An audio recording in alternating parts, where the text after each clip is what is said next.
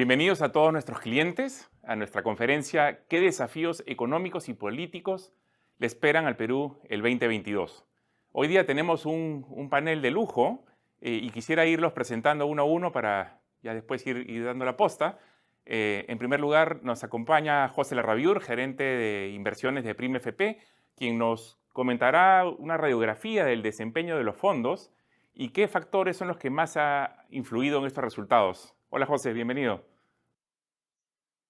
Hola Renzo, buenos días a todos. Posteriormente nos va a acompañar Alonso Segura, ex ministro de Economía y director de la especialidad de finanzas de la Pontificia Universidad Católica, quien nos comentará sobre las perspectivas de la economía peruana en el 2022 y cuáles son los principales retos a nivel macroeconómico. Alonso, gracias por acompañarnos. Gracias, Renzo, por la invitación. Hola a todos. Y también contamos con la presencia de Augusto Tausen, fundador y curador principal del Comité de Lectura, quien nos hablará sobre los riesgos y oportunidades de la coyuntura política y la dinámica que se ha generado entre el Ejecutivo y el Congreso. Hola Augusto también, bienvenido. Ahí Hola estamos. Renzo, José, Alonso, encantado de estar acá. Gracias. Pero antes de pasarle la posta a José, que va a ser el primer expositor, yo quería hacer una breve presentación sobre la mirada que tenemos de cómo debería evolucionar el sistema de pensiones, ¿no? Una mirada sobre el futuro, ¿no? Que seguramente ustedes también se la están haciendo, ¿no? Y en ese sentido, quería comentarles que la pandemia en realidad ha sido una prueba, un reto a nuestro propósito, guiamos y acompañamos tu progreso. Por ejemplo, la pandemia ayudó a romper el mito de que las AFP se quedan con tu dinero. El dinero es de cada uno de los clientes, por supuesto, y en este escenario de una crisis socioeconómica muy profunda, se aprobaron medidas para poder disponer cantidades de dinero muy relevantes que han ayudado a miles de afiliados, ¿no? Por ejemplo, y para que tengan una idea de lo que ha impactado todo este esfuerzo, digamos, de devolver esta cantidad importante de dinero, ha implicado que nosotros atendamos más de 3.5 millones de retiros, que ha equivalido a retirar 19.000 millones de soles de los fondos. Es una cantidad importantísima. No estoy hablando de 19 millones, sino 19.000 millones de soles, ¿no? Esto representa más o menos el 40% del portafolio, ¿no? También hemos atendido en general todo tipo de atenciones, más de 24.4 millones a lo largo del año. Esto ha implicado que en promedio hemos estado atendiendo más de 10 veces a cada cliente a lo largo de un año, como ya comenté. U otra mirada, ¿no? La demanda de atenciones de un mes ha representado casi lo que atendíamos antes en un año, ¿no? Y también estuvimos en los momentos difíciles acompañando a los familiares de aquellos afiliados que lamentablemente fallecieron producto del COVID y entregamos más de 237 millones de soles, ya sea para gastos de sepelio o pensiones de sobrevivencia, ¿no? Estuvimos ahí al lado.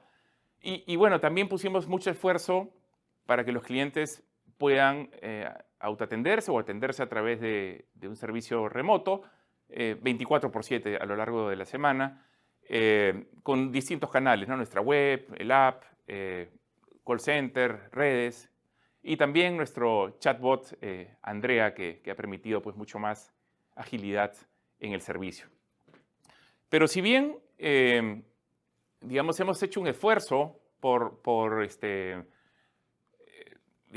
atender todas estas necesidades, también preocupa o ha traído un impacto significativo, en especial todos estos retiros, porque si ya vemos el impacto a nivel de todo el sistema, estamos hablando que han salido 69.000 millones de soles en tan solo 2 años. Y esto sin duda va a afectar las pensiones de millones de peruanos. ¿Qué mejor ejemplo que ya hoy, de 7.8 millones de afiliados que hay en el sistema, ya 4 millones tienen las cuentas en cero? Y esto sin duda es una preocupación. Y la otra preocupación es la inestabilidad política económica, ¿no? Sin duda hemos visto pues, en los últimos meses mucha inestabilidad, mucha incertidumbre que le hemos vivido cada uno de nosotros, ¿no? Pero la verdad, no vemos en el discurso una amenaza que rompa el sistema. Por el contrario, en las conversaciones se percibe autenticidad de cómo hay una preocupación para mejorar el sistema, para que más afiliados, más peruanos puedan contar con una cobertura para el momento que les toque jubilarse, ¿no? Y en ese sentido nos estamos adelantando para lograr perfeccionar el sistema, ¿no? Con una serie de iniciativas que quisiera compartir. En primer lugar, estamos propiciando o buscando que se genere más flexibilidad en el sistema, que nos permita competir con más jugadores, que podamos competir con financieras, con cajas, con bancos, y que todos estamos compitiendo también con las AFPs, ¿no? Para que tengan una idea, en México hay 10 AFPs, en Chile hay 7, acá en Perú hay 4. Entonces, si logramos más competidores y encima con un perfil más diverso, creo que la competencia siempre va a ser pues, más atractiva porque a todos nos obliga, pues, sin duda, a ser pues, mucho más competitivos a nivel servicio y a la oferta de valor que damos, ¿no?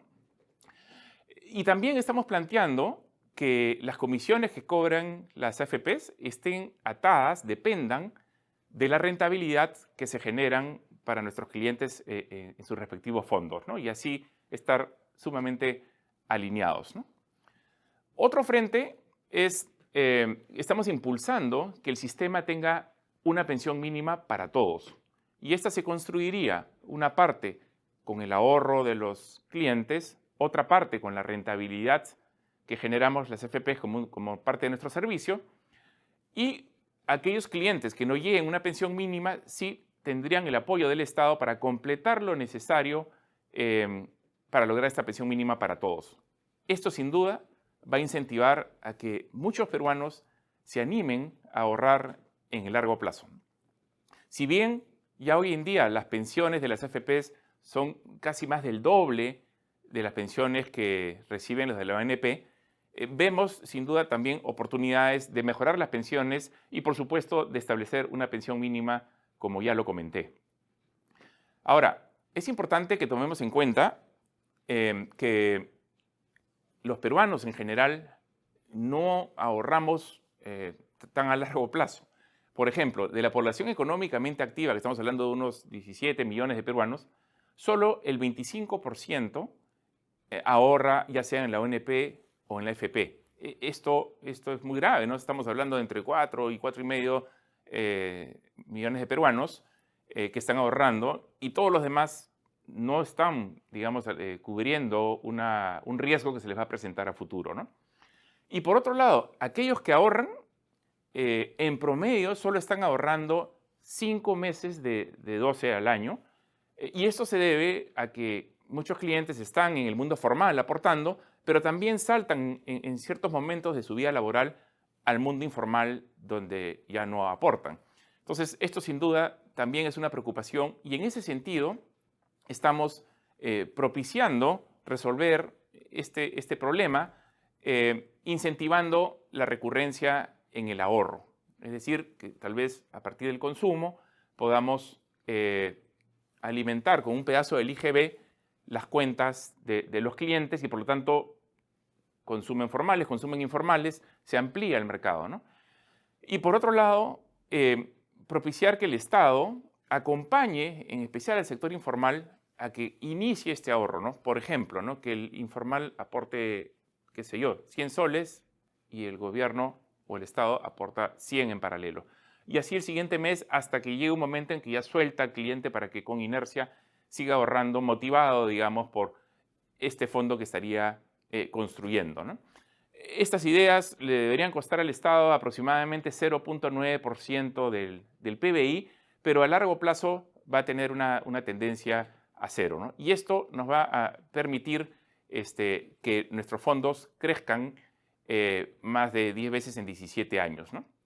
Queremos verdaderamente un sistema sólido, queremos un sistema con pensiones realmente dignas en un país que aspiramos, digamos, que sea de primer nivel Y en ese sentido estamos sumamente comprometidos con nuestro compromiso, guiamos y acompañamos tu progreso. Muchas gracias y ahora sí los dejo con José Larrabiur para que nos cuente un poquito sobre cómo les ha ido a los fondos y las variables que han influido en ellos. Adelante, José, gracias. Gracias, Renzo. Buenos días nuevamente a todos. Yo quería contarles un poco qué es lo que ha sucedido con los fondos y con los mercados en lo que va del 2021 y cuáles son las perspectivas para el próximo año. Vamos a pasar a la primera diapositiva, por favor. Quisiera iniciar por hacer un recuento de lo que ha sucedido en los mercados. Y si tuviera que resumirlo en alguna palabra, diría que ha sido un año con resultados bastante heterogéneo o diferenciado entre las clases de activos y entre las distintas regiones. Podemos ver, por ejemplo, cómo la renta variable o los mercados de acciones han tenido retornos muy por encima, muy superiores a los que han tenido los bonos o la renta fija en general. Dentro ya de la misma clase de activo, podemos ver cómo regiones de mercado desarrollado como Estados Unidos y Europa, sus mercados de acciones han tenido retornos bastante superiores a los que hemos visto en mercados emergentes como China o Latinoamérica, que inclusive han tenido retornos negativos por distintos factores, pero hay un diferencial bastante material entre ambas regiones. En la misma renta fija también podemos ver resultados bastante distintos entre instrumentos denominados en dólares como la deuda especulativa norteamericana o como la deuda emergente denominada en dólares versus la deuda latinoamericana o emergente denominada en monedas locales. Podemos ver también cómo los mercados alternativos han sido uno de los principales contribuidores de retorno este año. Algo adicional, el dólar en general se ha apreciado con respecto tanto a monedas desarrolladas como a monedas emergentes, y los commodities también, en general, sobre todo lo que es metales base, muy importantes para el Perú, como el cobre, como el estaño y otros, y el petróleo, con resultados también bastante positivos en el año. Vamos a pasar a la siguiente, por favor. He dividido un poco la línea del tiempo en los 4 trimestres de este año para ver un poco qué eventos, sucesos o variables han afectado o han tenido mayor impacto en los precios de los activos que ya he comentado en la diapositiva anterior. A nivel internacional hemos tenido un primer trimestre caracterizado por mercados emergentes reabriendo, ¿no? Con una reapertura a raíz de que se han podido acelerar mucho más la vacunación con relación a mercados emergentes, y han podido reabrir sus economías y volver a la ruta del crecimiento más rápido que, por ejemplo, Latinoamérica u otras regiones emergentes en el mundo. Luego, en un segundo y tercer trimestre, la variable que ha traído algo más de ruido a nivel de los activos ha sido el riesgo de inflación, ¿no? Algo que no veíamos hace muchos años. Hemos visto ahora a la hora de que se han reabierto las economías como la demanda, ha habido efectos de mayor demanda, pero también problemas con las cadenas de suministro y por ende también un problema de oferta que ha generado este incremento de inflación, y el debate que se está dando actualmente si estos efectos inflacionarios van a ser transitorios o permanentes. Pero definitivamente causó sorpresa en el segundo trimestre y generó un impulso muy grande en las tasas de interés a nivel global y por ende afectando tanto a los mercados de renta variable como de renta fija. En este tercer trimestre el debate continúa, pero todavía vemos en general las expectativas todavía como escenario base hablan de una inflación o de un incremento de inflación que todavía es transitoria, por ende todavía con crecimiento los mercados de renta variable han seguido caminando y todavía hemos visto ahí cierto rezago por el lado de renta fija. Y en este cuarto trimestre estamos nuevamente volviendo a tener la discusión con respecto a cierre de fronteras a raíz de la aparición de nuevas cepas o el incremento o la aparición de una tercera o cuarta ola en Europa que está generando nuevamente cierre de fronteras, y ese es el principal riesgo y el ruido que está generando algo de volatilidad en los mercados en las últimas semanas. Pasando al ámbito local, vamos a pasar a la siguiente, por favor. Ha sido un año completamente influenciado por el riesgo político, ¿no? En un primer trimestre, donde sí quisiera recalcar que se aprueba pues esta ley del retiro de las 4 UITs, que genera pues que todas las AFPs tengamos que salir a vender en las siguientes semanas y meses una gran cantidad de activos en pleno momento electoral, cosa que fue muy dañino porque veíamos bastante volatilidad en los activos y esto se exacerbaba con la enorme cantidad de activos que tenían que salir a venderse por parte de las AFPs.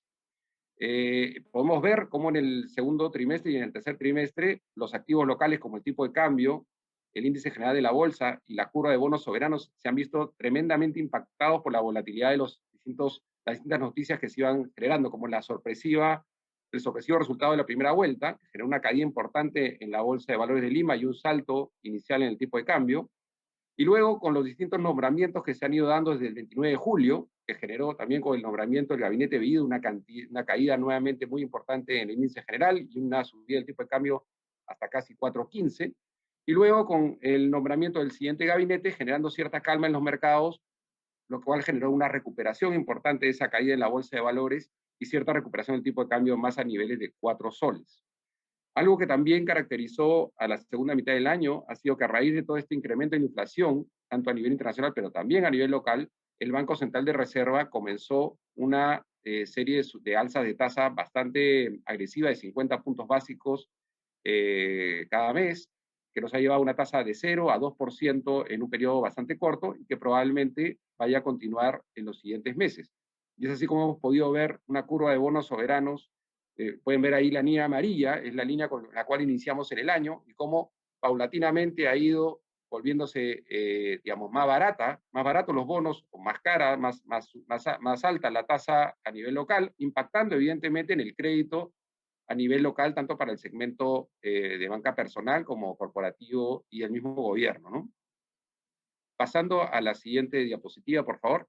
En todo este contexto, ¿qué ha sucedido con los fondos? ¿No? Acá podemos ver los tres principales fondos que administramos y acá podemos ver un poco el impacto de esa heterogeneidad de retornos que comenté en la primera diapositiva, ¿no? Como la renta variable ha tenido un retorno bastante más positivo que la renta fija y eso se ve claramente reflejado en el retorno de los fondos, donde un fondo 3, que es un fondo principalmente compuesto por renta variable o acciones, tiene un retorno muy alto de casi 18%, y un fondo 1, que es un fondo que en general históricamente ha tenido retornos bastante estables, tiene un retorno negativo de un poco más de 3% en el año. Y eso tiene que ver con esa diferencia de retornos que ha habido en el año entre la renta fija y renta variable, sumado a algo del ruido político que definitivamente ha afectado el valor de los activos peruanos, sobre todo mucho la renta fija desde el cual está compuesto el fondo 1.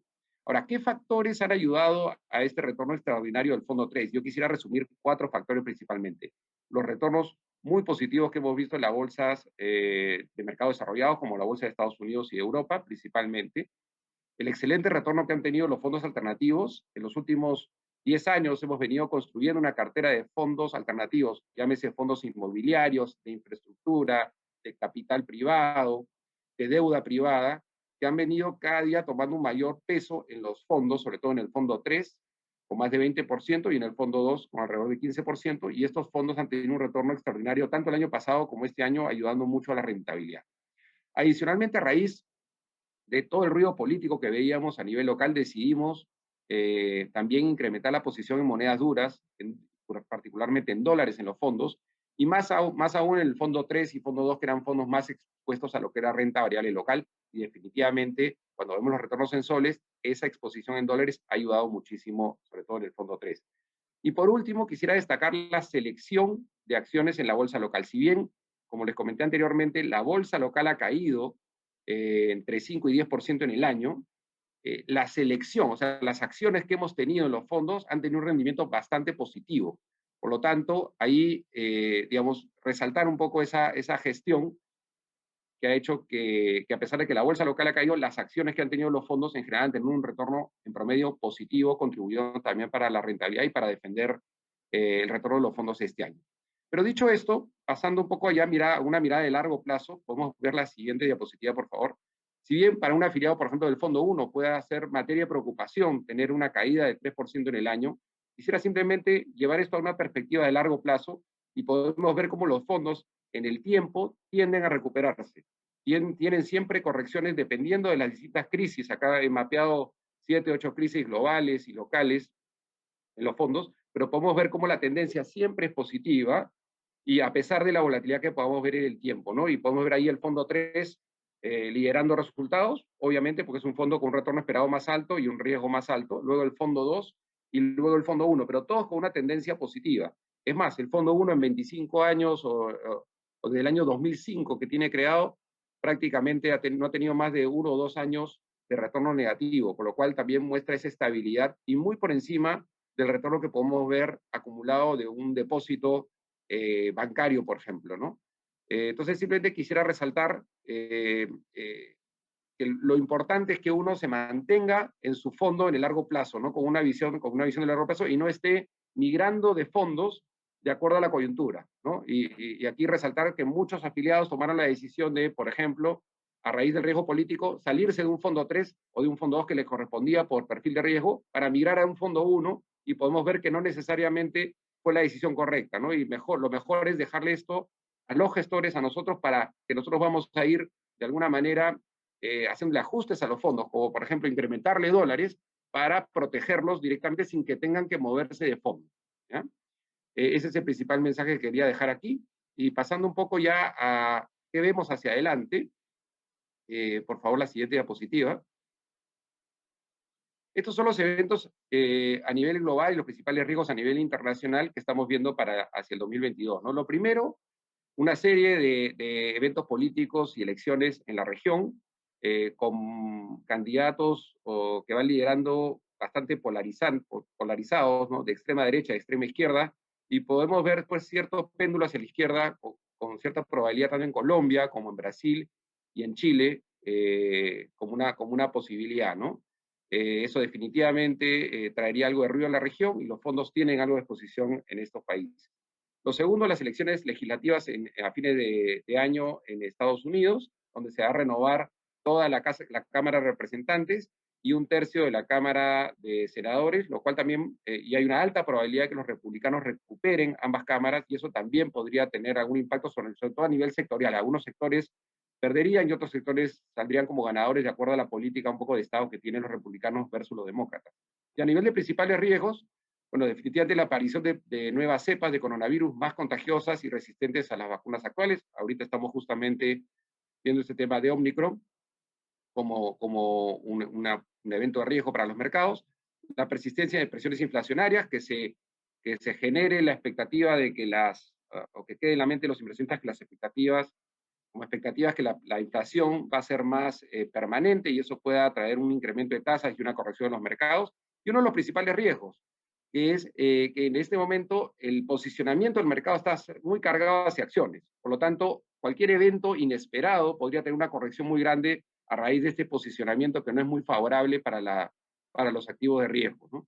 Y por último, definitivamente, y sobre todo por un especial interés para el Perú, el crecimiento de China a futuro, ¿no? Donde hemos visto señales, ¿no? de burbujas o de crisis a nivel de algunos sectores muy relevantes como el sector inmobiliario y tema regulatorio y la parte de tecnología, ¿no? Es algo a estar muy atentos. En el ámbito local, y con esto cierro mi presentación, va a ser un año nuevamente bastante caracterizado por el conflicto entre el Ejecutivo y el Legislativo, y ahí Augusto seguramente va a elaborar bastante más. Y hay dos eventos que quisiera resaltar, simplemente las elecciones regionales y municipales a fin de año, ya los partidos se van posicionando en ese frente y jugando un poco sus cartas, y la elección del Tribunal Constitucional que tienen hasta el 22 de marzo, y ojalá se pueda concretar esta vez, pero es la fecha un poco que ha definido el Congreso como fecha límite para cerrar el proceso. Y con eso termino mi presentación. Muchas gracias a todos. Muchas gracias, José. Destacar los buenos resultados de los fondos, en especial aquellos que han estado más concentrados en renta variable. Y a los clientes que están en el fondo 1, transmitirles tranquilidad. Como habíamos visto en algunas gráficas históricas, los fondos se recuperan en pocos meses, ¿no? Los mercados internacionales, como lo ha comentado José, han estado andando con buenos retornos, pero hacia adelante pues hay algunos riesgos que hay que estar atentos, como nuevas cepas del coronavirus, una inflación más permanente a nivel global y el crecimiento pues, de China, que siempre, en especial para el Perú, digamos, es un factor que influye mucho en nuestro crecimiento también y por lo tanto en el fondo, ¿no? Gracias, José. Y ahora sí, le cedo la palabra a Alonso Segura. Adelante, Alonso. Muchas gracias, Renzo, gracias por la invitación. Sigamos con la presentación.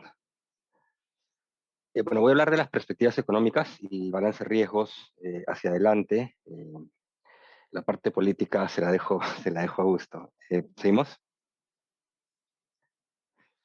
Lo primero es entender, ya lo explicó José, en este momento hay una situación, un contexto muy favorable internacional. Acá tenemos las proyecciones de crecimiento para los últimos 2 años son 22 y 21 y 22, de las principales economías del mundo, Estados Unidos, China y América Latina, y resaltar básicamente que en todos los casos, no solo este año, que es un año de, digamos, de rebote estadístico, sino para el próximo se prevé un crecimiento muy por encima de lo que ha sido en la última década.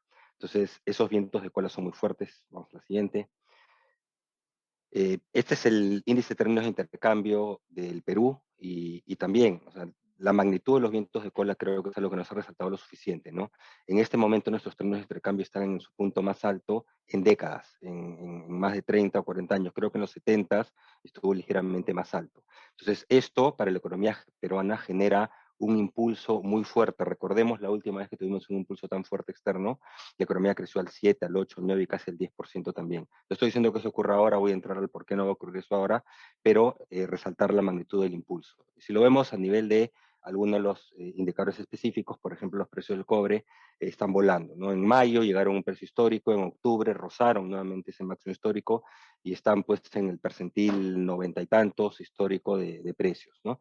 Entonces, esto para el Perú significa un impulso extraordinario que lamentablemente no estamos aprovechando como se debe por factores que voy a mencionar un poquito más adelante. Ya mencionó José cuáles son los factores de riesgo a nivel global. El primero es las presiones inflacionarias. Vamos a la siguiente. La inflación está acelerándose en distintos países desarrollados y países emergentes, Alianza del Pacífico incluida, Perú incluido, ¿no? La inflación de Perú en este momento es básicamente idéntica a la de Estados Unidos, más o menos 6,2% en el año. Eh, en la visión, y coincido con esa visión, por lo menos por ahora, de consenso, es que esta inflación es temporal, es fundamentalmente una inflación dada por disrupciones de oferta que deberían ir normalizándose durante el próximo año. Podría haber algún componente de demanda por las fuertes inyecciones monetarias, por eso algunos bancos centrales ya comenzaron a retirar los estímulos, pero eso no es tan claro todavía. ¿Cuáles son los riesgos a que esta inflación continúe? Básicamente si los precios de energía continúan subiendo, ¿de acuerdo? Y ahí tenemos el otro gran riesgo, bueno, ese es un riesgo, el otro riesgo es que digamos, este retiro de estímulos ante presiones inflacionarias digamos, que continúen manifestándose lleve a un retiro de estímulos que comprometa la recuperación global. Ese es el otro riesgo que también creo que ya mencionó José. Y por otro lado tenemos el riesgo de la pandemia, ahora con digamos, una nueva faceta que es una nueva variante que es Omicron. ¿Cuál es el problema que podría generar Omicron? No es tanto la transmisibilidad, sino más si es que es resistente a las vacunas, por todas las mutaciones que tiene frente a otras vacunas. Es muy temprano como para poder señalar si es que realmente va a constituir un riesgo concreto a la recuperación de la economía global, a la salud a nivel global, si va a tener un efecto temporal durante un trimestre de desaceleración económica y después se puede retomar, es, como dije, muy temprano, pero es un riesgo que tenemos que tener mapeado, ¿no? Entonces, el riesgo inflacionario, el riesgo de retiro anticipado de estímulos monetarios y básicamente el riesgo de pandemia, ¿no? También por esta vacunación irregular en términos de cobertura a nivel mundial, hay focos donde hay poca vacunación, que son focos de generación de nuevas variantes, ¿no? Ya lo dijo la Organización Mundial de la Salud también. Vamos a la siguiente. Recordar un poquito cuáles son los fundamentos de la estabilidad macroeconómica. Creo que lo hemos por sentado en el Perú. La estabilidad macroeconómica tiene cuatro patas, ¿no? Se sustenta en cuatro pilares. El crecimiento económico, la estabilidad de precios, la estabilidad cambiaria y la sostenibilidad y la credibilidad fiscal. De esos cuatro, ya uno se había resentido hace un buen tiempo, que es el crecimiento económico, lo vamos a ver en un momento. La sostenibilidad y credibilidad fiscal ya venía erosionándose antes de la pandemia, pero ciertamente la pandemia le ha significado un golpe enorme. En términos relativos todavía nos vemos bien, pero ciertamente no es lo mismo que teníamos hace unos años, ¿no? Y los otros dos, estabilidad de precios, tenemos este fenómeno por ahora temporal, y estabilidad cambiaria, también hemos tenido una situación atípica, pero todo lo que depende del Banco Central está más bajo control. Siguiente. La recuperación, vamos por el primer pilar, crecimiento económico. Este año ha sido un año de muy fuerte crecimiento a nivel mundial. Ya lo vieron en la primera diapositiva. Acá tienen ustedes a algunos de los países de la Alianza del Pacífico, más Brasil, y básicamente todos prácticamente al segundo trimestre del año pasado, de este año, ya habían recuperado el nivel del 2019, y al tercer trimestre lo han recuperado, la mayoría, Perú ya lo recuperó, y venimos, digamos, con esos vientos de cola que impulsan, ¿no? Entonces, este crecimiento no es por factor doméstico, es un crecimiento que viene importado, ¿de acuerdo?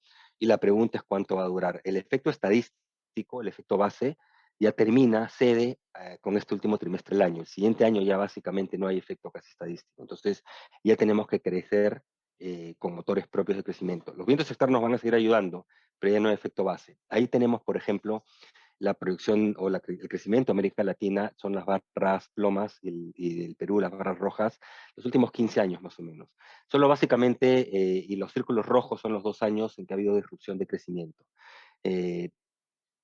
2008-2009 ocurrió, la economía peruana se aceleró mucho, el 2008 al 2009, el 2010 salió como cohete, ¿no? Lo mismo ha ocurrido ahora, la mayor contracción, una de las mayores de América Latina y del mundo, y por eso tenemos un crecimiento que va a estar por encima del 13%. Pero la pregunta es qué viene después, y por eso digamos, las líneas horizontales. Después de que viene la recuperación estadística, cuando tus motores se apagan, el crecimiento comienza a descender. Y antes de la pandemia tuvimos 6 años consecutivos de crecimiento aproximado de 3%. Entonces la pregunta es qué viene un poquito más adelante. Siguiente. Y eso es lo que comenzaríamos a ver el 2022. En las proyecciones para el 2022, a la derecha a la izquierda de ese gráfico tenemos las oficiales, el Ministerio de Economía muy optimista, con un crecimiento por encima de 4,5. El Banco Central redujo su proyección de crecimiento, igual la tenía por encima de 3. Fue pre-cambio de gabinete, es posible que en su próximo reporte de inflación el Banco Central incremente un poco esa proyección. En esta proyección tenía una tasa de crecimiento para el 2022, la inversión privada de 0, ¿no? Las entidades de gobierno tienden a ser más optimistas, porque es, digamos, parte de su rol, pero tiene que estar conectado a la realidad de alguna manera, ¿no? Y las proyecciones de analistas privados están muy por debajo, ¿no? ¿Puedes regresar? No terminé la previa, por favor. Sí, ya. Las proyecciones de analistas privados están muy por debajo, están en un rango, digamos, entre 2 y 2,5. La pregunta es, ¿con cuál coincidiría? Y acá tenemos dos factores que juegan en contra, que hacen muy difícil poder pronosticar el crecimiento del próximo año. Lo primero es estos vientos de cola que son tremendamente fuertes. No sabemos cuánto van a durar, pero en este momento impulsan de una manera muy fuerte la economía peruana. Hay estudios que muestran que más de la mitad del crecimiento de la economía peruana se explica por fuente externa. Y de esa fuente externa, lo más importante son los precios de las materias primas, ¿no? Que están, como dije, en máximo histórico, cerca de máximo histórico. Entonces recordemos, ¿qué pasó cuando tuvimos año tras año de crecimiento de precios de materias primas? La economía peruana creció al 6, 7, 8, 9 y hasta más, ¿de acuerdo? Tenemos 2 años de crecimiento de doble dígito, superior al 20% el cobre, por ejemplo, muy fuerte precios de materias primas. Eso nos da un soporte de crecimiento. Mientras, evidentemente, continúan las situaciones externas con las condiciones benignas externas, ¿no? Pero el otro factor que se contrapone es, evidentemente, el fuerte pesimismo, el negativismo que hay debido a las políticas domésticas, las propuestas, los mensajes, las acciones, etcétera, del actual gobierno y la conflictividad política, ¿no? Entonces, ese factor contrapesa bastante estos vientos externos. Son dos fuerzas muy fuertes que se están contraponiendo, con lo cual es difícil poder pronosticar exactamente cuánto podría crecer la economía peruana. Mi posición es que vamos a estar más cerca de las proyecciones, estas proyecciones del sector privado. Deberíamos estar algo por debajo de nuestro promedio de crecimiento en los años previos a la pandemia. Esto es decir bastante porque, nuevamente, con precios internacionales en estos niveles y creciendo y aumentando, ¿no? La economía peruana debería estar creciendo pues 6-7%, ¿de acuerdo? Entonces, estamos dejando un montón de crecimiento, de posibilidad de generar empleo, de generar buen empleo, de reducción de pobreza, ahí simplemente por decisiones erradas, continuas de las autoridades de gobierno, ¿no? Siguiente. Y ahí lo podemos ver en términos de expectativas. La línea punteada son los últimos 4 ciclos políticos de elecciones presidenciales. La línea punteada es la asunción de gobierno y después los siguientes 12 meses. Y podemos ver que nunca hemos tenido un nivel de negativismo, de pesimismo tan fuerte, ¿no? Esa es la expectativa de la economía a 3 meses que registra el Banco Central. Se ha recuperado un poquito en los últimos 2 meses, pero siguen en terreno de fuerte contracción, como se ve ahí. Si no hay una recuperación, digamos, de las expectativas, va a ser muy difícil que aún con vientos externos la inversión privada tenga un dinamismo importante el 2022, el 2023, ¿de acuerdo? La parte política se la dejo a gusto, pero digamos, la situación, tanto en términos de gestión pública, de propuestas, de políticas públicas, política económica, como en el plano político, no pintan bien. Entonces, eso es lo que hace que se rompa esta causalidad fuerte que ha habido siempre de buenas condiciones externas y la economía, las expectativas empresariales y la inversión privada volando, que la inversión privada es fuertemente procíclica. Entonces, se está rompiendo esa causalidad histórica por factor de fuente doméstica, que es en este momento, no controlamos los factores externos, es en este momento el principal factor de riesgo a, digamos, al desempeño de actividades económicas del próximo año. Siguiente. Y la importancia es simplemente esto resaltar, la inversión privada en el Perú representa el 80% de la inversión total, eso es muy alto a nivel estándar internacional, es muy bueno, pero en una situación donde tienes un gobierno que contamina expectativas con sus acciones, expectativas empresariales, significa un potencial tirón hacia abajo muy fuerte si es que la inversión privada, que el crecimiento de la inversión privada se compromete, ¿no? Siguiente. Y ahí podemos ver en la siguiente, ese es en los últimos, no sé, 40 años, 50 años, la evolución de la inversión total. Las barras azules es inversión pública, privada, como porcentaje del PBI. La parte de arriba, la roja, digamos, es inversión, perdón, la azul es inversión privada, la roja es inversión pública, como porcentaje del PBI. Básicamente, el mensaje acá es, cuando hemos logrado que sostenidamente crezca la inversión en el Perú, ha sido porque hemos logrado en estos últimos 20 años que la inversión privada dé un salto cualitativo, un salto cuantitativo también, ¿ok? Eh, y el segundo mensaje ahí es, la inversión pública no puede contrapesar vaivenes en la inversión privada, eso es imposible, por su escala, ¿de acuerdo? Entonces, lamentablemente el gobierno cree que puede simplemente diciendo, voy a meter más gasto público, voy a dar más presupuesto para la inversión pública, cree que va a poder, pues, contrapesar cualquier vaivén de la inversión privada, y esto sencillamente no es posible. Vamos para adelante. Siguiente. Eh, si bien la recuperación económica en general en la región, Perú, como siempre, un país de alto beta, está reaccionando de manera más rápida que el resto, pero también de una caída mucho más severa, pero digamos, muestra pues que la economía está en promedio llegando a lo que fue ya en el segundo o tercer trimestre del año, ya llegó el tercero al PBI del año 2019. La pregunta es cuál va a ser la velocidad hacia adelante, ¿no? Esa es una. Pero dos, ¿qué pasa con otros indicadores económicos? Por ejemplo, si analizamos la composición sectorial de este crecimiento, vemos que hay sectores que han crecido más rápido, sectores que todavía están rezagados, ¿no? En función de restricciones a operar, entre otros, ¿no? Entonces todavía hay una dispersión enorme en términos de dinamismo económico al interior de la economía. Eso por un lado. Pero por otro lado, y lo que quiero resaltar acá, es que los indicadores laborales muestran otra historia. Acá tienen ustedes los indicadores al tercer trimestre de este año, septiembre de 2021, y lo que quiero resaltar es si ustedes ven empleo adecuado y la no PEA. La no PEA ha crecido casi en 800.000 personas. ¿Qué significa la no PEA? Es gente que está fuera del mercado laboral y que ni siquiera está buscando un trabajo, no lo tiene, pero ni siquiera lo busca, no está desalentado de buscarlo, ¿ok? Entonces eso, la no PEA ha crecido en 800.000. Eso no se ve cuando vemos, porque excluimos cuando vemos tasa de desempleo, cuando vemos otros factores, porque eso va a tasa de participación, es como que no lo vemos, pero es importante resaltar que hay 800.000 personas, es el aumento con respecto al 2019, ojo, no es que hay 800.000 personas fuera, es el incremento de personas que están fuera de la población económicamente activa, que están en edad de trabajar, están en condiciones de trabajar, pero ni siquiera están buscando participar, 800.000.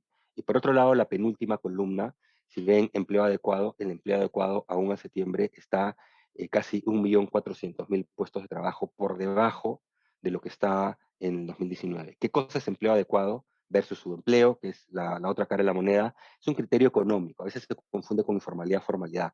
Criterio económico de empleo adecuado es, puedes trabajar 35 horas a la semana o más y puedes recibir un ingreso que te permita cubrir la canasta básica para un hogar de 4 miembros, que es 1.500 y pico, más o menos. Si incumples alguna de esas dos condiciones, se considera que estás en situación de subempleo, o sea, no tienes empleo adecuado. ¿Ok? Entonces tenemos entre población, el incremento todavía de población que está en situación de subempleo o que no participa en la PEA, tenemos más de 2 millones de personas, como 2.200.000. Es un montón. ¿Ok? La historia de formalidad versus informalidad es un poquito más gris. Los indicadores digamos, del INEI a través de encuestas muestran que casi la cuarta parte de la población, digamos, del empleo formal se ha destruido, todavía sigue destruido o ha desaparecido a septiembre. Sin embargo, la data de planilla electrónica del Banco Central muestra que ya habríamos alcanzado el nivel de empleo formal previo.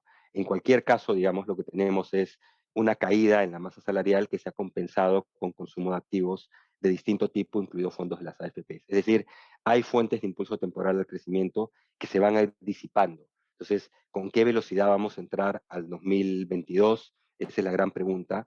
Y en principio, dado el lugar donde están las expectativas, va a ser una tasa de crecimiento que va a ir claramente a la baja de manera importante durante el inicio del 2022. Y eso no es suficiente para poder absorber toda esta mano de obra que todavía no ha recuperado su calidad de empleo, que no era de por sí espectacular antes de la pandemia, pero que no ha recuperado la calidad de empleo que tenía antes de la pandemia. El empleo se recupera en Perú. Ahí pueden ver ustedes el empleo de 1 a 10 trabajadores volando, 700.000 puestos de trabajo más. Sí, pero si vemos lo que es empresas de 50 o más o de 11 o más, se han caído los otros 800.000, ¿de acuerdo? Entonces, en Perú es raro que haya un desempleado. Va a aparecer como empleado de alguna manera, ¿no? Pero el empleo adecuado, la calidad de empleo, las NOPEA son las que muestran el todavía fuerte impacto en el mercado laboral. Se viene recuperando, pero mucho más lento. Siguiente. Inflación, ya lo comentamos, es un fenómeno transitorio. El IPC creciendo más de 6% a octubre, pero en línea con lo que pasa con Estados Unidos, en línea con lo que está pasando con Chile, con México, por ejemplo. Eh, Otros indicadores, bienes importados, IPM subiendo mucho más, están en doble dígito, ya 14, 15%, más preocupante. Conos subimos por conos urbanos, la inflación se mide en 27 ciudades en el Perú, 26, 27, en casi 20 de ellas ha subido más que a nivel nacional, en una decena de ellas ya está rompiendo casi 10%. Es un problema, es realmente un problema preocupante, pero de nuevo es mayormente un fenómeno importado que debería comenzar a ser el próximo año. Esperemos que no haya complicaciones por el lado de la pandemia y debería gradualmente, digamos, ir aterrizando esa inflación, ¿no? Pero eso no quita que es un problema que genera consecuencias económicas y consecuencias distributivas importantes, ¿no? Los bancos centrales ya actuando, el Banco Central de Perú, ya lo dijo José, 4 veces consecutivas ha subido la tasa de interés de referencia. En sus comunicados dice que este no es el inicio o esto no es parte de un ciclo consecutivo de subidas de tasa de interés, pero lo va a seguir haciendo. Su tasa de equilibrio está muy por encima de lo que tenemos hoy día. Usualmente su tasa natural es 2% real, ahorita tenemos pues, no sé, 4 y pico por ciento negativa.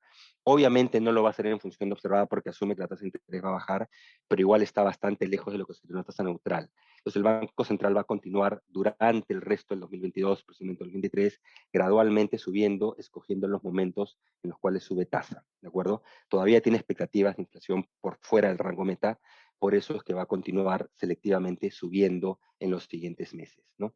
El tipo de cambio ha sido un factor que ha contribuido, no es el principal, pero ha contribuido a la subida de la inflación. Siguiente. Y ahí vemos el tipo de cambio, Perú, la barra roja, las principales monedas emergentes, simplemente para graficar que en una moneda tradicionalmente estable y con una intervención masiva del Banco Central, tenemos la tercera moneda más depreciada de las monedas emergentes que traquea Bloomberg. O sea, fuente doméstica pura, ¿de acuerdo? Incertidumbre generada domésticamente desde el gobierno, a lo que al parecer hasta ahora no comprenden. Siguiente. Y ahí podemos ver, ese es la tasa, el tipo de cambio nominal, podría poner el real bilateral, real multilateral, el tipo de cambio que ustedes pongan está, bueno, estuvo en máximo histórico antes del cambio de gabinete, pero está lentamente acercándose a eso, ¿no? Ya está en 4.06 casi de nuevo el día de ayer, bajó después del cambio de gabinete 4.15 a 3.92, por 2, 3 días llegó a 4.92 y de ahí consistentemente al alza de nuevo. Hay algo muy poco de, digamos, de depreciación por fortalecimiento del dólar a nivel global, pero el gran componente es fuente doméstica, y mientras ese riesgo de fuente doméstica continúe, el tipo de cambio va a estar desalineado a fundamentos. Lo otro es que los fundamentos se están debilitando, entonces en la medida que los fundamentos se perciba que se debilitan los fundamentos, va a seguir existiendo presión del tipo de cambio para mantenerlo desviado de los niveles a los que hemos estado acostumbrados en el pasado. Básicamente va a haber probablemente 25 o 30 céntimos digamos, de desvío hacia arriba del tipo de cambio simplemente por puro riesgo. ¿Significa que va a bajar? No, porque para eso tendría que haber cambio político, ¿de acuerdo? Y no hay nada que garantice que pase eso. Es más, podría continuar subiendo si es que se percibe que los riesgos continúan incrementándose de fuente doméstica. Siguiente.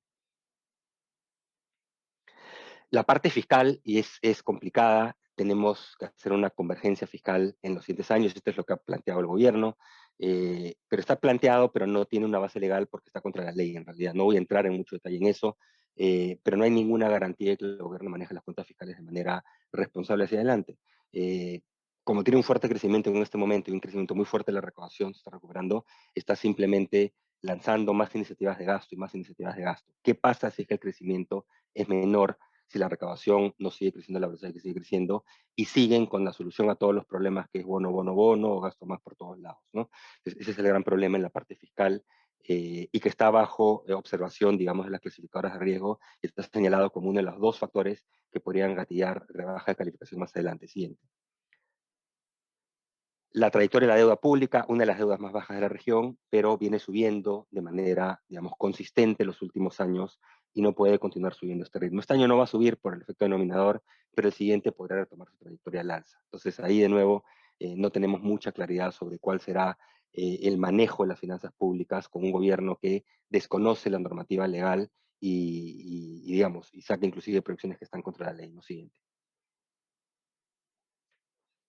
Ahí ven la trayectoria del gasto, la línea roja, la trayectoria de ingresos. Ingresos van a seguir recuperando la primera mitad del año, hasta marzo, la regularización, pero el gasto está descendiendo de manera lenta. ¿Por qué? Porque están añadiendo más gasto público, pero gasto ineficiente. Nadie dice que no puede haber bonos, pero no puede haber, digamos, no se pueden dar, digamos, decidir partidas de gasto de manera tan ligera como lo está haciendo el gobierno. Siguiente.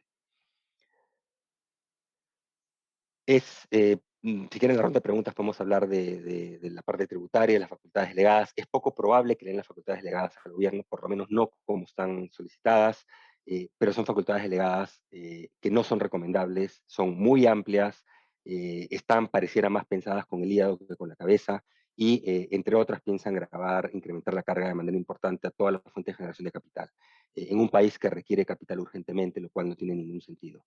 Pero bueno, eso si quieren podemos hablar más adelante. Siguiente, necesitamos más ingresos, pero más ingresos de la manera correcta. Son fundamentalmente bajos por evasión e ilusión, no necesariamente por tasas bajas.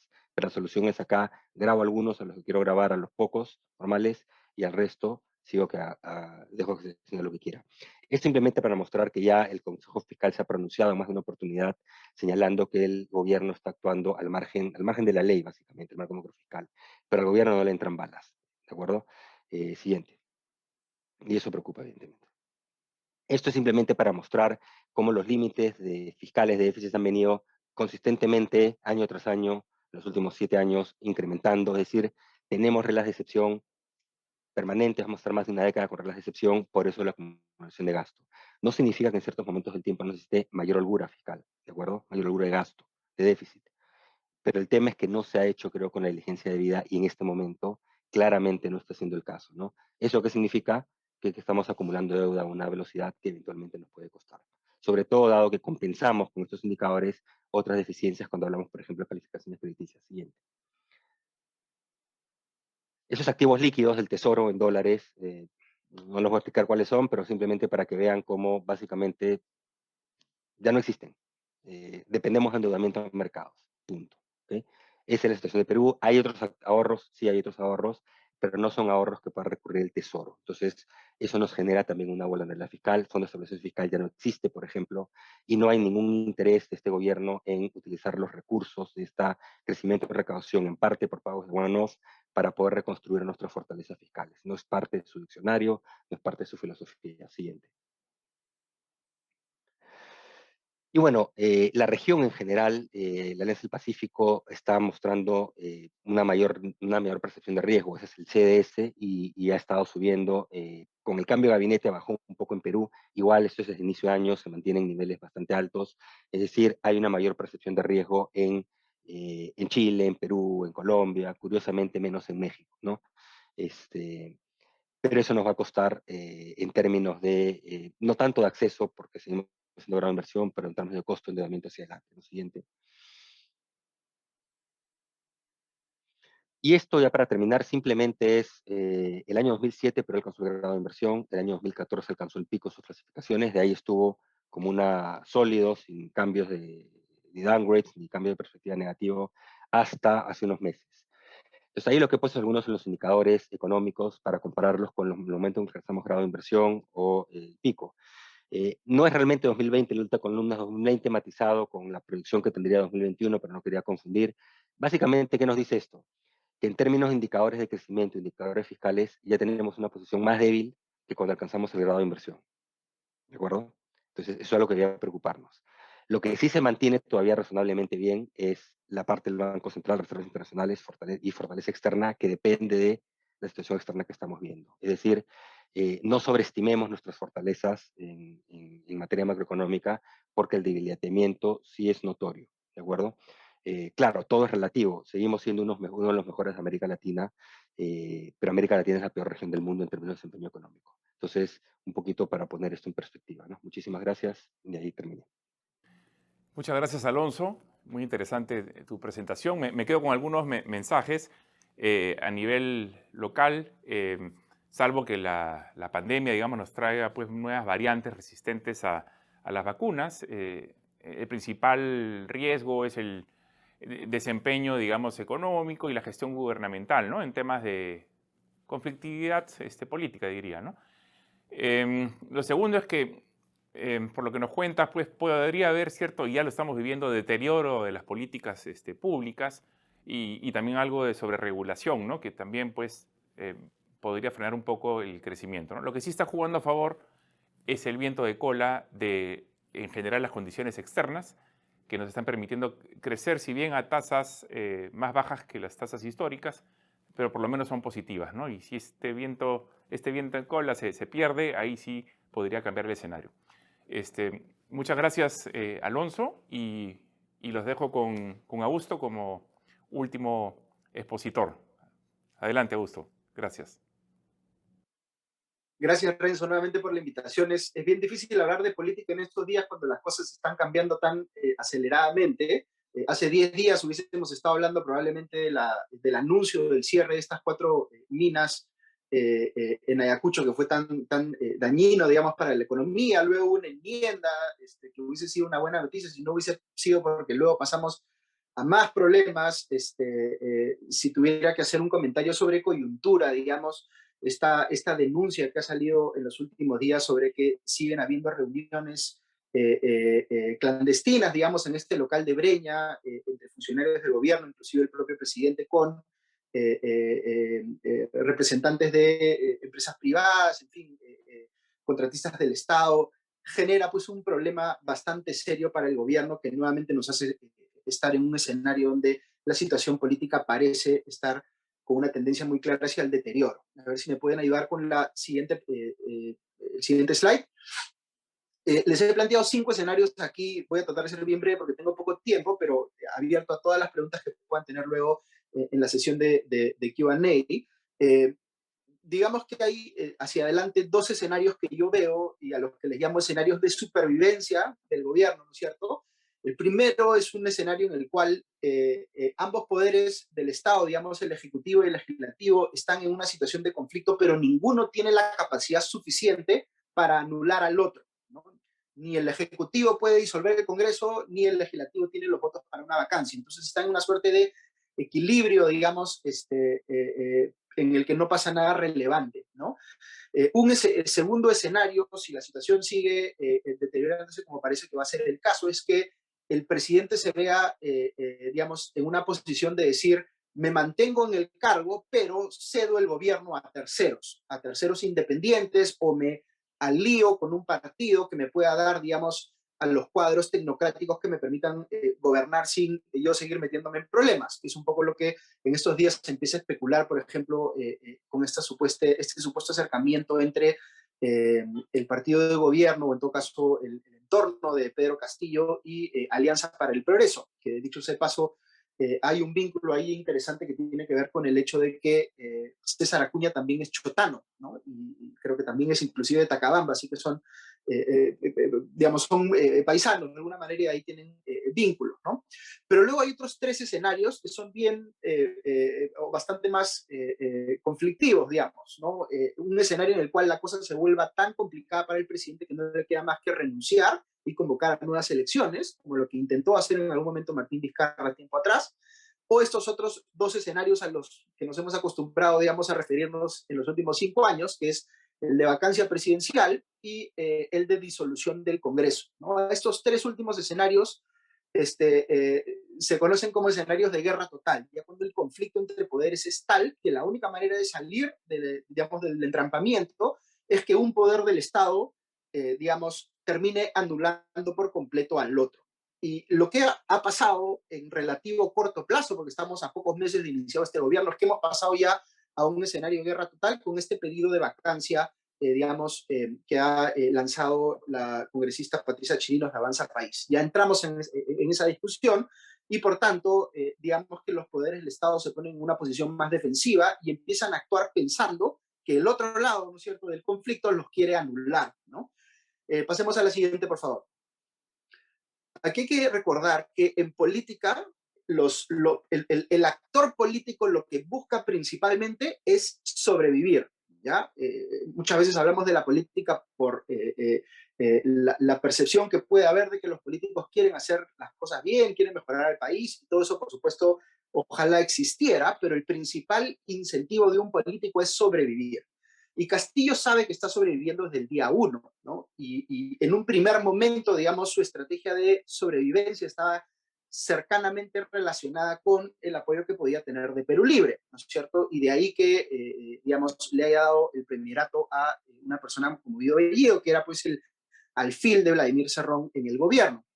Pero Guido Bellido, por supuesto, quería, o el mismo Cerrón, digamos, Perú Libre, quería hacer su propio juego, que no necesariamente estaba alineado con los intereses de Castillo, y por eso termina pasando lo que pasa, y Castillo marca distancia, digamos, con Perú Libre, y encuentra un nuevo socio, que es en este caso el Frente Amplio, y hasta cierto punto también Juntos por el Perú, ¿no es cierto? El Frente Amplio representado por Mirta Vázquez en el Premierato.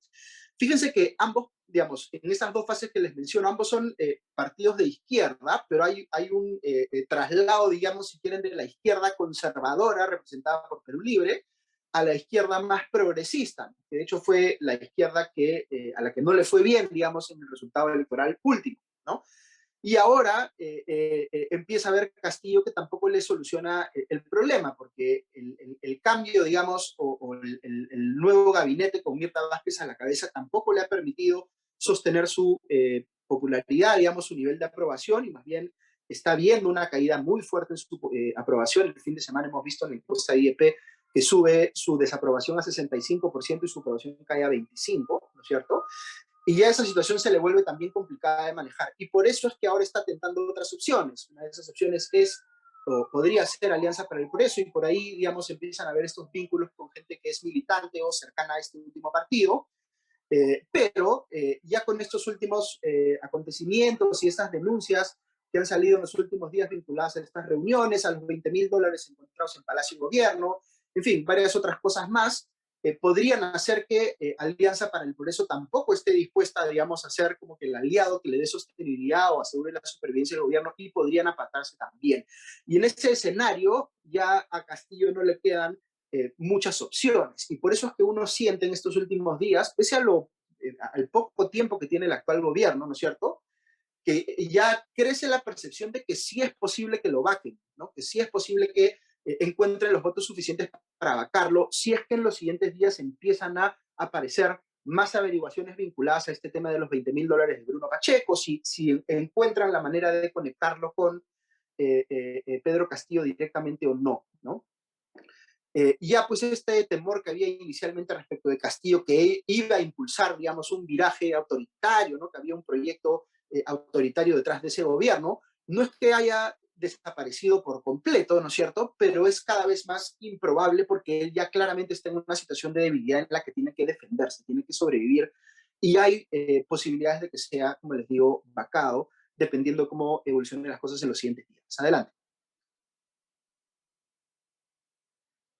A ver, ¿qué está pasando con los otros partidos? ¿No? Hay partidos que ya, digamos, tomaron la decisión de apoyar la vacancia, ¿no es cierto? Avanza País, que la propuso, luego Fuerza Popular y Renovación Popular creen que pueden conseguir esto. ¿Y por qué lo están buscando? Porque están tratando de cosechar el escenario post vacancia, porque creen que si hay vacancia, que hay convocatoria a nuevas elecciones, podrían ser ellos los favorecidos siendo elegidos, algunos de los líderes de esos partidos, digamos, como el nuevo presidente, ¿no? Y ahí se ve que hoy pueden estar, alineados en el propósito de la vacancia, pero tan pronto se vea que esa vacancia prospera, si es que efectivamente prospera, se van a dividir para ver quién puede, llenar ese vacío de poder que se genere, ¿no? Hay otros partidos que están más pensando en las elecciones subnacionales del próximo año, ¿no es cierto? Alianza para el Progreso, Acción Popular, están viendo cómo colocarse, digamos, para esas elecciones, igual que el mismo Perú Libre.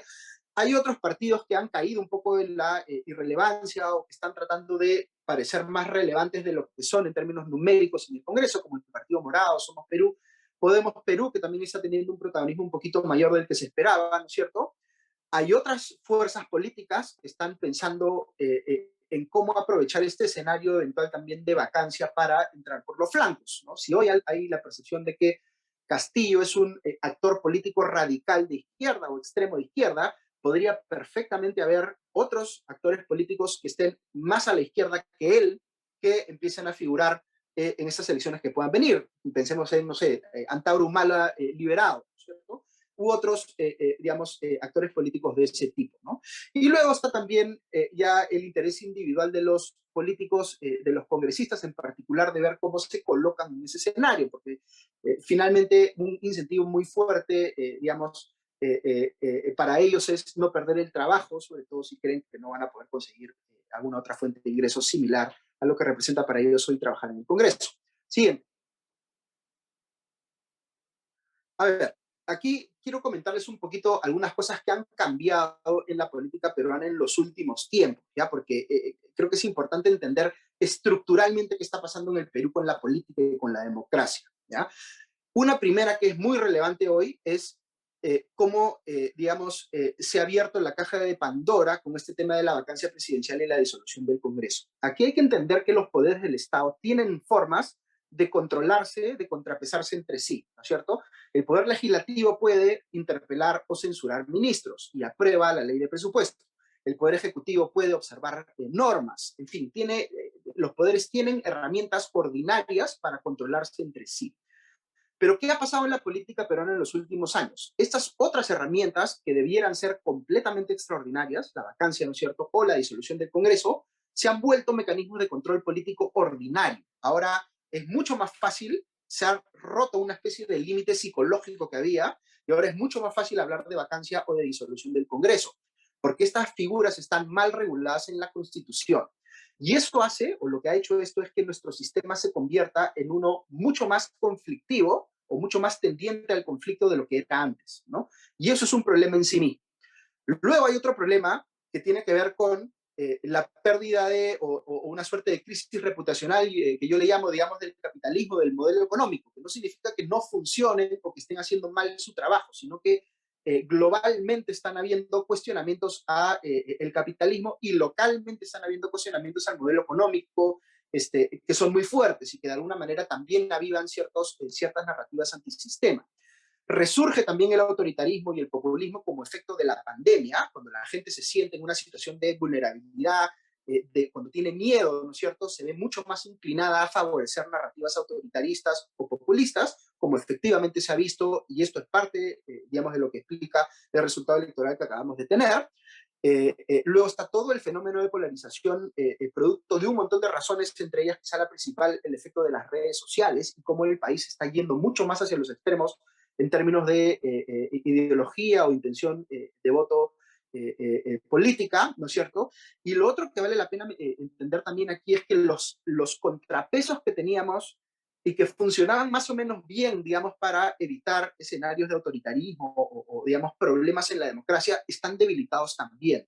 La tecnocracia está debilitada y yo creo que uno de los principales daños que está haciendo el actual gobierno, entre otras cosas cuestionables que está haciendo, es generar una fuga de talento muy peligrosa del Estado, digamos, y reemplazando en posiciones clave a gente que sabía cómo hacer su trabajo con gente que no sabe hacer su trabajo o está ahí por razones equivocadas. Entonces, la tecnocracia deja de ser hasta cierto punto un soporte, entre otras razones también porque hay un ataque muy fuerte hacia la tecnocracia, como si fuese elitista, como si no estuviese interesada en preocupada por los intereses del ciudadano promedio. la prensa está enfrentando su propia crisis financiera, por un lado, pero reputacional también. Se le percibe muy, digamos, inclinada a tomar opinión en favor o en contra de los políticos y por tanto se le ve más como un operador político que como el fiel de la balanza, digamos. Y el empresariado también enfrenta su propia crisis por el efecto lavajato y, en fin, otras cosas que han generado cuestionamientos hacia el sector privado. Adelante. Ya, a mí me gusta utilizar imágenes para explicar algunas ideas y creo que esta es muy buena. ¿Ya? Cuando vemos la política peruana y ocurre lo que les estaba explicando, este choque de poderes, es como que estamos viendo ahí, ¿no es cierto?, a Godzilla y a King Kong peleándose, ¿no? Uno es el poder ejecutivo y el otro es el poder legislativo. Pero lo relevante de esta foto, y la idea que les quiero transmitir aquí, es que fíjense cómo están peleando estos monstruos parados en un portaaviones, ¿no es cierto? Y nosotros estamos viendo la pelea, nos interesa ver quién va a ganar. De repente tomamos posición y queremos que gane un lado, ¿no? Queremos que gane el Ejecutivo, queremos que gane el Legislativo. Pero ese portaaviones sobre el que están peleando es la democracia. Y ese portaaviones se está hundiendo. Entonces, lo que a veces no vemos es que aun cuando podamos tener preferencias respecto de quién gana en esa pelea, ¿no es cierto?, entre poderes del Estado, tenemos que preocuparnos de que ese portaaviones no se hunda. Y ese portaaviones lamentablemente se está hundiendo. No quiero ser aquí apocalíptico o catastrofista, pero sí es importante decir. Adelante. ¿Qué pasa con la política o cómo debe funcionar la política normalmente en un país? ¿Ya? La política es un sistema como el mercado, digamos, ¿no es cierto?, donde hay momentos en los que la dinámica principal del sistema es la competencia y otros en los que la dinámica principal es la cooperación. En política, normalmente, en los momentos en los que estás en una elección o cerca de una elección, se incrementa la dimensión competitiva, porque naturalmente los políticos están compitiendo por ver quién gana la elección, ¿no es cierto? Pero cuando tú pasas digamos, la elección, debería verse la cosa más o menos como la curva celeste, la de abajo, ¿no es cierto? Cae, digamos, el efecto competitivo y aumenta el efecto cooperativo, porque ahí tú necesitas que, por ejemplo, en el Congreso se pongan de acuerdo las fuerzas políticas en políticas públicas importantes para cambiar cosas que el país necesita cambiar. Su sistema de salud, su sistema educativo, en fin, cosas que requieren reformas importantes, ¿no? Pero el Perú está convirtiéndose en algo más parecido a lo que se ve en la curva roja. La dinámica competitiva es mucho más competitiva en las elecciones y casi no hay un momento en el cual se dé realmente una dinámica cooperativa en el sistema. Y eso es problemático porque genera un problema que a su vez retroalimenta esta polarización de la que les estaba hablando y hace que el sistema sea inestable. Adelante. Fíjense, esta es una medición que hace 50+1 de los perfiles ideológicos, de la posición ideológica de la gente en el Perú. El cuadro de la izquierda es 2019, el de la derecha 2021. Vean cómo hay naturalmente un pico importante al medio, porque la gran mayoría de la gente en el país o en los países en general tiende a calificarse políticamente de centro o de centro izquierda o de centro derecha. De hecho, el Perú es un poquito más de centro derecha, ¿no es cierto?, si fuéramos a hacer ese análisis más integral, pero vean cómo los extremos, ¿no es cierto?, la extrema izquierda y la extrema derecha se empiezan a inflar también. Y eso está haciendo que nuestra política, en lugar de estar más circunscrita a posiciones de centro, empiece a verse seducida, digamos, por posiciones más extremas de ambos lados. Y esto es importante. Veamos la siguiente slide, por favor. Cuando hablamos de política hay que entender este efecto pendular, que creo que José también lo mencionó en su presentación, ¿no es cierto? Si tú tienes un gobierno de extrema izquierda, por decir, y tú jalas el péndulo muy fuerte hacia la izquierda, el efecto reflejo te va a llevar hacia el otro extremo. Entonces, lo que debe preocupar en un país es que la situación se vuelva pendular, pero pendular entre extremos, es decir, que pasemos de extrema izquierda a extrema derecha y así sucesivamente, ¿no? Uno preferiría, naturalmente, porque no puedes evitar el efecto del péndulo, que ese péndulo tenga un movimiento más acotado y que se quede, digamos, en posiciones de centro izquierda, centro y centro derecha, por decir, o quizá un poquito más allá, pero que no llegue a pendular hacia los extremos, ¿no? Siguiente. Fíjense, este es un gráfico que se utiliza bastante que se llama el compás político. Aquí están mapeadas las principales ideologías políticas, ¿no?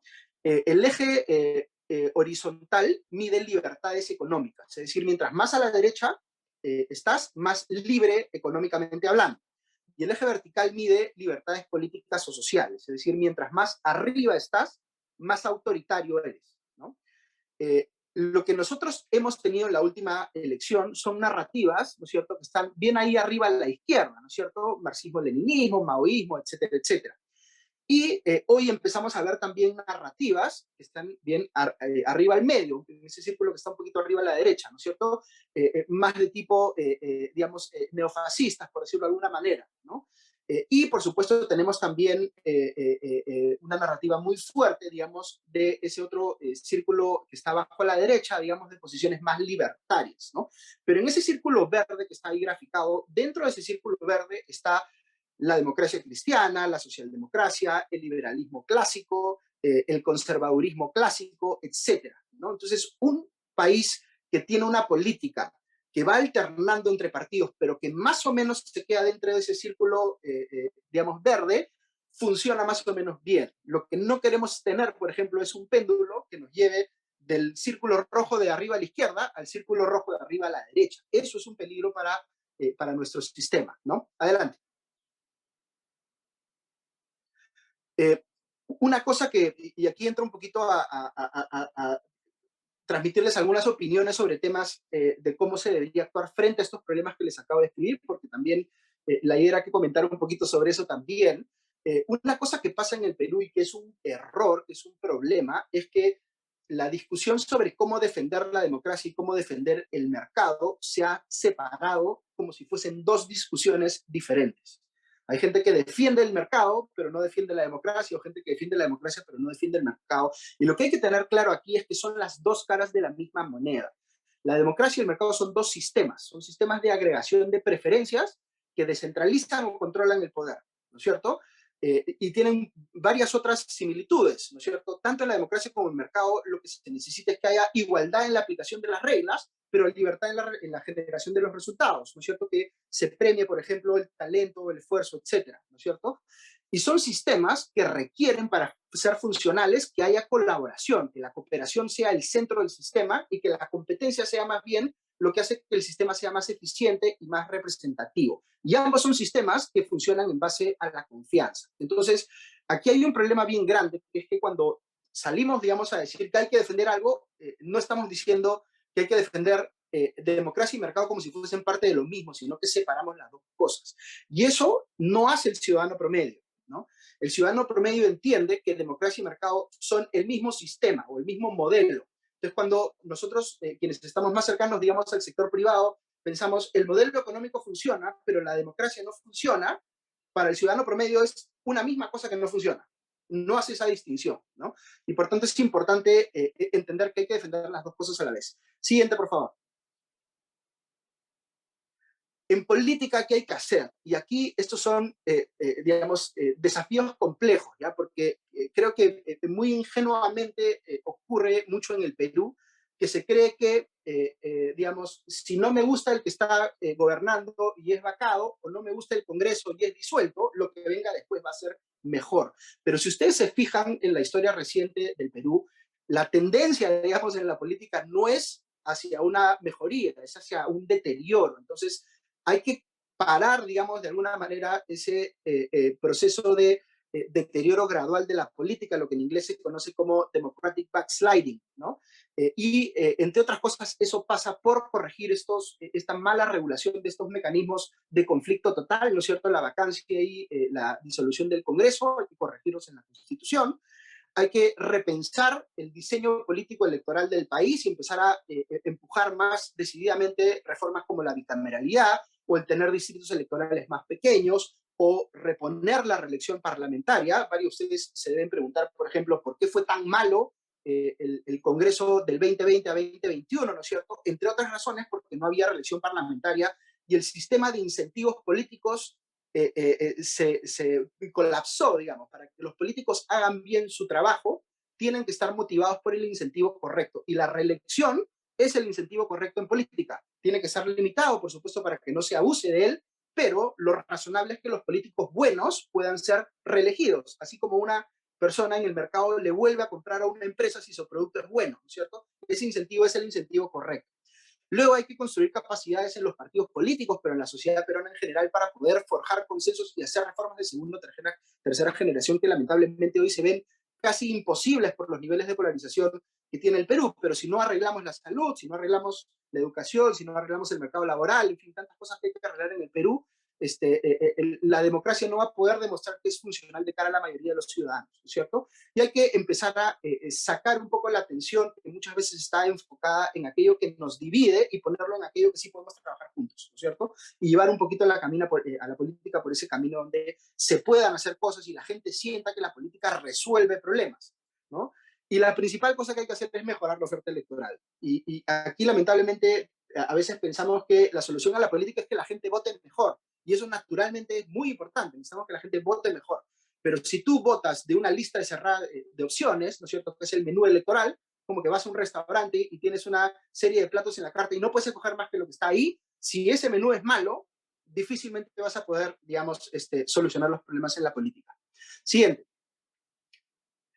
Y un comentario final sobre los desafíos del sector privado, del empresariado, ¿ya? Aquí hay que entender que el sector privado necesita construir legitimidad independientemente del ciclo político, ¿no es cierto? Sea que tengas un gobernante pro mercado o anti mercado, igual el sector privado tiene un reto bien grande de construir legitimidad en favor de la actividad empresarial, que es un reto que no se hace del todo bien, lo digo yo, habiendo trabajado también vinculado a temas como se necesita hacer un esfuerzo mucho más grande por legitimar la actividad privada ante la ciudadanía en general, ¿no es cierto? Lo que les decía hace un rato, hay que hacer una defensa muy fuerte del sistema de mercado y de la democracia a la vez, ¿no? Y tienen que ser defendidas estas, no porque son menos malos que los otros sistemas, sino por sus virtudes, ¿no? Es una defensa de lo positivo que tienen estos sistemas. El empresariado tiene que también responder a los cuestionamientos digamos, morales con argumentos morales, porque a veces se acusa, digamos, al sector privado de no tener las intenciones correctas y la respuesta es sí, pero miren todos los empleos que generamos o miren todos los impuestos que genera nuestra actividad. Y ese cuestionamiento no se contesta así, ese cuestionamiento se contesta evidenciando, y ese es el siguiente punto, que el sector privado es el principal agente de cambio positivo en la sociedad. Eso tiene que ser patente para la gente, ¿no es cierto? Finalmente hay que repensar o redefinir el concepto de meritocracia en el país, porque lo que mucha gente siente que no funciona con el sistema es que no es meritocrático. Es decir, que una persona, no importa cuánto se esfuerce o cuánto talento tenga, si es que no nace en el lugar correcto del país, ¿no es cierto? Si es que nace en una zona remota, altoandina o selvática, no va a tener las oportunidades que debiera tener como un ciudadano de esta república. Y eso, digamos, esa percepción de que no existe una verdadera meritocracia en el país es lo que alimenta estas narrativas, digamos, antisistema que empezamos a ver cada vez más en las elecciones. Así que hay algunas sugerencias sobre temas que es importante ver, digamos, cuando se hace esta discusión política, pero abierto a cualquier pregunta que puedan tener sobre todo temas más de corto plazo. Muchas gracias, Augusto. Como nos has comentado, pues el Perú viene atravesando por un deterioro acelerado de su democracia, ¿no? En los últimos, diría, 5 años, ¿no? Y bueno, esta situación política está pues generando mucha volatilidad e incertidumbre, ¿no? Inclusive en este gobierno, ¿no? A un poco más de 100 días de iniciado ya está perdiendo pues capital político que generalmente tienen los gobiernos en sus primeros días, ¿no? Y además, como nos has comentado, el Congreso, al parecer, ya está entrando al escenario de guerra total y esta conflictividad, digamos, podría ir en aumento, ¿no? Tal vez me llevo un mensaje muy relevante que nos has dado, que es crucial trabajar de manera constructiva, ¿no? E inteligente, no solo desde el sector privado, sino también desde el sector de la sociedad civil, para defender la democracia por un lado, pero también el sistema de mercado. Muchas gracias, Augusto. Muchas gracias a los 3 panelistas. Y más bien, vamos a pasar a una etapa de preguntas de los clientes. Le voy a pedir a los expositores que cuando toquen preguntas a cada uno de ustedes, por favor, sean concretos para defender, digamos, el tiempo de la conferencia. Así que vamos con, acá me están pasando la primera pregunta. Cuando vivimos diversas crisis en poco tiempo, ¿quiénes son los primeros en retirar su capital del Perú? ¿Los inversionistas extranjeros o los locales? Tal vez, José, ¿tú nos puedes ayudar con la respuesta? Sí, Renzo. A ver, en base a mi experiencia, más que inversionistas internacionales o locales, es el mercado de, digamos, es el inversionista retail, o sea, las personas naturales que son más emocionales y menos racionales a la hora de las decisiones de inversión, ¿no? Y es natural, ¿no? O sea, sobre todo el inversionista local que tiene pues todo su patrimonio, su trabajo, más allá de sus inversiones expuestas en el país cuando hay un evento de riesgo local, ¿no? El inversionista institucional, yo te diría, las FPs en el pasado, por ejemplo, siempre hemos tenido una visión de largo plazo y al estar obligados a invertir el 50% por regulación en el Perú, siempre hemos sido un poco el parachoque, ¿no? Cuando han habido grandes crisis, y esto ha generado grandes ventas y salidas, inclusive de parte de los inversionistas institucionales internacionales. Hemos sido las AFP las que hemos terminado de comprar un poco esos instrumentos, pero a raíz de los retiros que hemos tenido este año y el año pasado, hemos perdido definitivamente fuerza como para poder ser ese parachoque ante crisis internacionales, ¿no?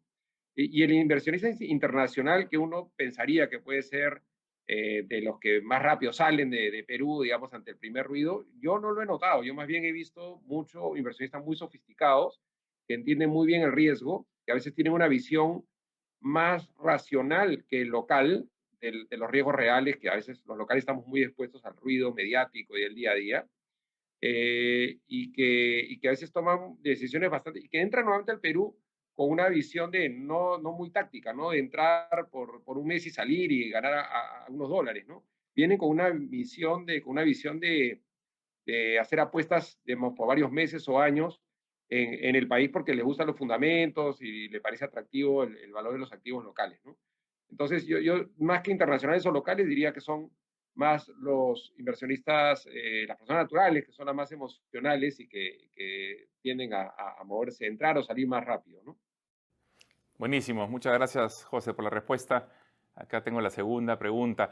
¿Qué señales necesitan los agentes de la economía para que empiecen a dinamizarse indicadores como la inversión privada? Alonso, ¿nos podrías ayudar con esta respuesta? Sí, bueno, ahí digamos, confluye mucho con la parte política, ¿no? Eh, el gran problema que hay es que las propuestas de gobierno, los anuncios, las decisiones de gobierno generan incertidumbre, ¿no?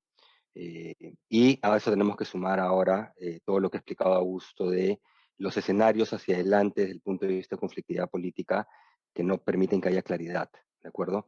Yo coincido con José, los inversionistas más sofisticados tienden a tomarse esto de manera más racional, no es que la inversión se va a cero, ¿de acuerdo?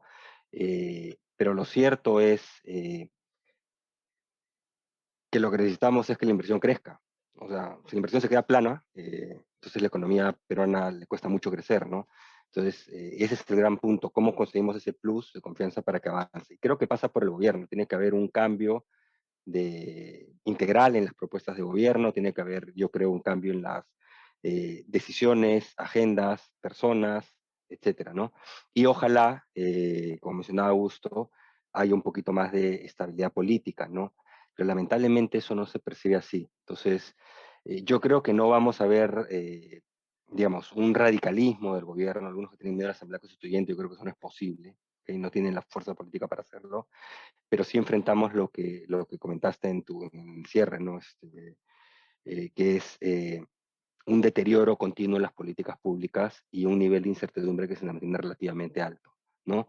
Con, quién sabe si hay algún desenlace político, no sé si esperado o inesperado, de tipo choque ya frontal de poderes, ¿no? Entonces es muy difícil que tengamos inversión privada que crezca en ese sentido. El gobierno podría tratar de hacer, como hizo un cambio de gabinete, hacer cambios mayores en su direccionamiento política y en nombres, como dije, pero no necesariamente eso se percibe como algo que esté en la mesa, ¿no? Además, porque hay un tema político ahí, ¿cuál es su base de apoyo? Si hace eso, si gira más hacia políticas más tecnocráticas, por ejemplo, ¿quién es su base de apoyo? ¿No? Entonces, como que está en un callejón sin salida y con escándalo, pareciera difícil que mejore sustancialmente las expectativas, ¿no? Como dije, creo que enfrentamos un escenario, no sé cómo decirle, de muerte lenta, ¿no? De deterioro paulatino, pero que tenemos que sobrellevarlo, ¿no? Hasta que pase algo en la política que ya Augusto lo explique, ¿no? De acuerdo, gracias Alonso. Acabamos con la tercera pregunta de los clientes. ¿Cuál es la probabilidad que hoy existe de que el gobierno o el Congreso no terminen su mandato? Creo que esta es una pregunta de cajón para Augusto. No se te escucha, Augusto, ¿eh? Por favor, tu micrófono. Perdóneme, no me atrevería a ponerle un número, pero hay que entender cómo evoluciona esa probabilidad, ¿no? Por ejemplo, pensando en la vacancia, lo que ha ocurrido en los últimos días y particularmente el mensaje que ha dado ayer el presidente Castillo y la percepción de que ha sido un mensaje insuficiente, que no ha encarado, digamos, directamente esta acusación de que están habiendo estas reuniones indebidas no registradas y el hecho que más bien se haya victimizado, ha tenido un efecto que vamos a tener que esperar a ver cuán grande es, ¿no? Pero uno ya ve, por ejemplo, a los congresistas que no estaban necesariamente en posiciones pro vacancia, que están anunciando cambios en sus posiciones. El congresista Carlos Anderson, por ejemplo, ha dicho en Twitter que ahora cambia su voto en favor de la vacancia. Algunos aliados del gobierno que no necesariamente son pro vacancia, pero que son, digamos, no necesariamente, digamos, tan cercanos al entorno castillista, sino simplemente aliados circunstanciales, también están marcando distancia, inclusive Juntos por el Perú, que ha sido un partido aliado, digamos, del oficialismo en el Congreso, está al menos digamos, en el discurso, asumiendo posiciones críticas al hecho de que Castillo no ha, digamos, deslindado, aclarado correctamente este incidente. Entonces, lo que está haciendo Castillo es él mismo con sus propios errores, digamos, incrementando la probabilidad de que se dé una vacancia presidencial. Una semana atrás yo hubiese dicho que ese riesgo era muy remoto en el sentido de que podía haberse llegado a los votos para admitir a trámite la vacancia, pero que no hubiese habido facilidad para encontrar los 87 que se necesitan para vacar. Hoy creo que no me atrevería a decirlo con tanta contundencia. Creo que la evolución de las cosas podría hacer que se consigan esos votos si es que aparece más evidencia comprometedora que llegue directamente al presidente Castillo, ya sea por los temas de corrupción en los que estaba involucrado su exsecretario general de Palacio o por algún otro tema también vinculado a estas reuniones clandestinas que se han descubierto. Entonces, el riesgo de que haya vacancia ha crecido importantemente en los últimos días o en las últimas horas, y hay que entender que el riesgo de vacancia y el riesgo de disolución del Congreso están, digamos, correlacionados, porque si el presidente o el ejecutivo siente que lo van a vacar, la única manera o la manera más contundente que tiene de protegerse es forzar una disolución del Congreso. Y por eso es que se genera este escenario de guerra total, porque los poderes sienten que la única manera de comportarse hacia adelante es morir matando, ¿no es cierto? Si los van a anular como poder, tienen que tratar de matar primero al otro poder. Y esa es la posibilidad que puede ocurrir, ¿no es cierto? Que también Castillo, si ya se siente muy acorralado, trate de forzar una doble negación de confianza que lleve a una disolución del Congreso. Gracias, Augusto. Acabamos con una pregunta más. ¿Qué instituciones deberían participar del proceso de creación de ideas para una potencial reforma del sistema para asegurar que sea lo mejor para los afiliados? A ver, esta la puedo responder yo. Yo diría que las instituciones tienen que ser técnicas, me refiero al MEF, al SBS, y sería también constructivo que la ONP y las FPs que vivimos el día a día y que sabemos cuáles son esas piedras en el zapato, propicien, digamos, un debate para mejorar lo que se tenga que mejorar, ¿no? Creería también el aporte de la OSD, que es un grupo de países al cual aspiramos, digamos, que tienen las mejores prácticas económicas. También ahí hay lineamientos que nos podrían servir para propiciar un mejor sistema, ¿no? Que yo diría, en el caso del Perú, los dos principales problemas son la cobertura, que ya lo mencioné, solo el 25% de la PEA aporta, y el otro problema es la recurrencia en el ahorro, ¿no? Entonces, en la medida que la reforma parta de las piedras en el zapato y desde ahí se generen las iniciativas, creo que sí estaríamos dando un gran paso para tener un mejor sistema para muchos peruanos, ¿no? Acá vemos una pregunta más. ¿Los riesgos políticos que ha comentado Augusto en su exposición podrían tener un impacto en los fondos de pensiones y su rentabilidad en el 2022? Esta está clara para José. Bueno, no, definitivamente, ¿no? Definitivamente sí. El 50% de los fondos están invertidos en el Perú. Entonces, innegablemente vamos a estar expuestos, ya sea por renta variable, por renta fija, bonos de gobierno, bonos corporativos, todos están expuestos al riesgo país. Dicho esto, si tenemos los mecanismos como para mitigar un poco ese riesgo, por ejemplo, a través de la inclusión de algunos activos que correlacionan negativamente con los activos locales, como por ejemplo el dólar, ¿no? U otras monedas duras, que es algo que hemos utilizado este año como una herramienta de protección, ¿no? Entonces, la respuesta corta sería sí, pero tenemos ciertos mecanismos para mitigar ese impacto, ¿no? Lo ideal sería que en el mediano plazo la ley cambie y permita a las AFPs no estar, digamos, atado de manos, invertir el 50% en el Perú, sino quizá ampliar el límite para invertir en el exterior al 80 o al 100%, de tal manera que ante cualquier evento de riesgo político, económico, catástrofes como fenómenos de niño, terremotos, etcétera, podamos de alguna manera diversificar mejor el riesgo, invertir más globalmente para evitar esa exposición, ¿no? Muchas gracias, José. Y para respetar el tiempo de la conferencia, esa ya es la última pregunta. Quiero agradecer en primer lugar a cada uno de los expositores, a José, Alonso, Augusto. Muchas gracias, la verdad que súper interesante sus presentaciones. Y también, por supuesto, a todos los clientes que se han mantenido conectados en esta conferencia. Y nada, simplemente decirles que pasen un buen día y que los esperamos en la siguiente conferencia. Muchas gracias.